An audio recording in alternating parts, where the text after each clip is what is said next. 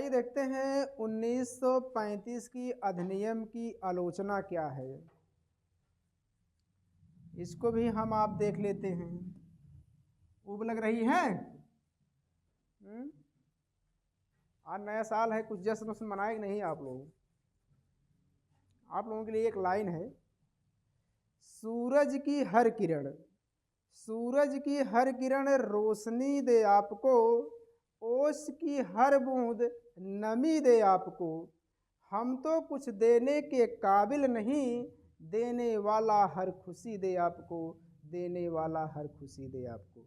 आइए देखते हैं 1935 के अधिनियम की आलोचना। एक थे माननीय श्री श्री जिन्ना साहब। ये अलग मौसम बना रखे थे, हम भारत में नहीं रहेंगे, हमें क्या चाहिए अलग से पाकिस्तान। जिन्ना ने क्या कहा है इसे देखते हैं। जिन्ना ने कहा 1935 के अधिनियम को आलोचना करती है, पूर्णतः सड़ा हुआ विधान है। सड़ा हुआ अधिनियम, इसकी तुलना दी है भैया। सड़ा हुआ अधिनियम कौन कहा है? सड़ा हुआ अधिनियम की तुलना किए हैं मोहम्मद अली जिन्ना, क्योंकि इस अधिनियम में कई पाबंदियां लग गई थी और कई नए नियम लागू हो गए थे। इनको भाया नहीं। किसको नहीं भाया? जिन्ना साहब को। इन्होंने इसको कहा, पूछा जाता है सड़ा हुआ अधिनियम। जिन्ना ने किस अधिनियम की आलोचना करते हुए कहा पूर्णतः सड़ा हुआ अधिनियम है? 1935 का अधिनियम। तो लिखिएगा एक पॉइंट। मोहम्मद अली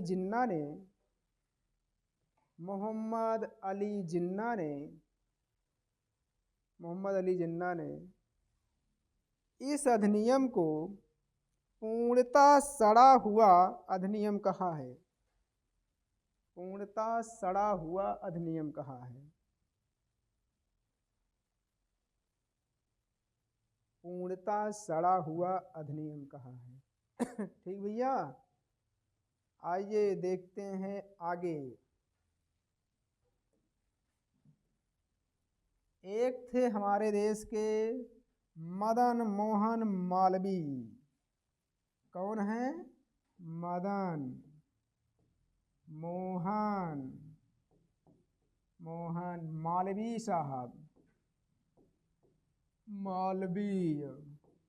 मदन मोहन मालवीय ने इस अधिनियम को कहा पूर्णतः खोखला अधिनियम। पूर्णतः खोखला अधिनियम की तुलना किए हैं, किसमें कोई जान जहान नहीं है। खोखला। मालवीय ने इस अधिनियम को क्या बोला है? पूर्णतः खोखला अधिनियम, इसमें कुछ है नहीं। किसकी तुलना कर रहे हैं? 1935 की अधिनियम से। तो अगला पॉइंट लिखिएगा, शॉर्टकट में लिख लो, समझ जाएंगे। मालवीय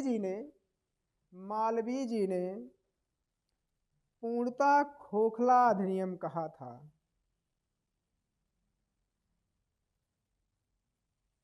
पूर्णतः खोखला अधिनियम कहा था।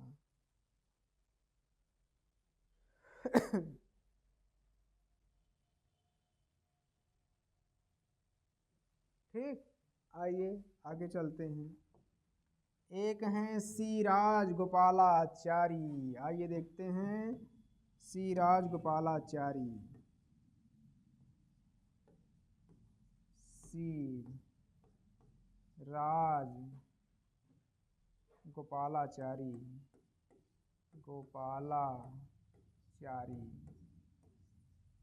सी राजगोपालाचारी ने कहा कि द्वैध शासन से भी दयनीय है, दयनीय दशा। इन्होंने कहा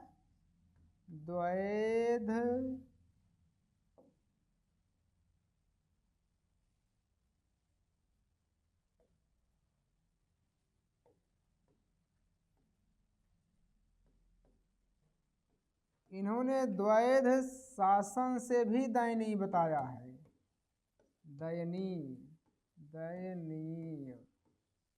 दयनीय दशा। गोपालाचारी ने कहा 1935 का अधिनियम जो है वो द्वैध शासन तो ठीक था, लेकिन उससे भी दुर्दशा कर दिया है कौन सा अधिनियम? 1935 का। तो लिखिएगा, गोपालाचारी ने द्वैध शासन से अधिक दयनीय बताया है।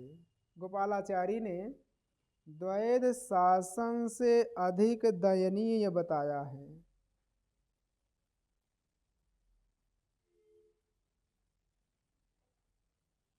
द्वैध शासन से दयनीय। ठीक, और डियर आगे चलते हैं।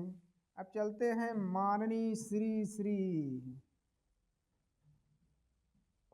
आइए देखते हैं पंडित जवाहरलाल नेहरू जी को, शॉर्टकट में नेहरू जी। नेहरू जी भारत के first prime minister of India. Nehru ji क्या कहते हैं? अनेक ब्रेकों वाली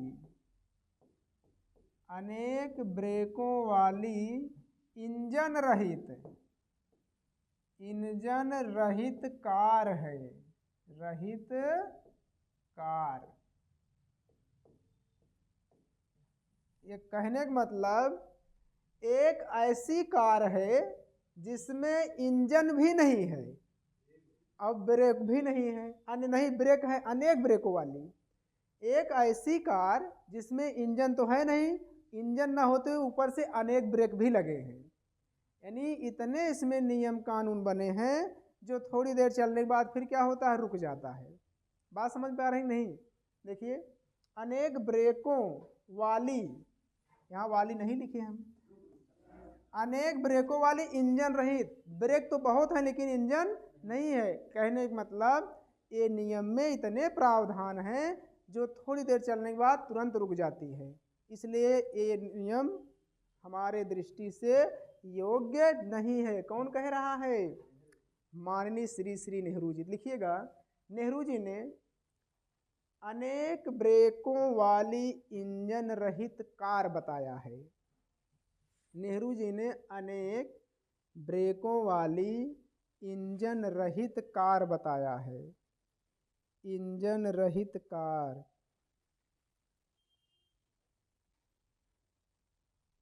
इंजन रहित कार। ये रहा भैया आपका 1935 का अधिनियम।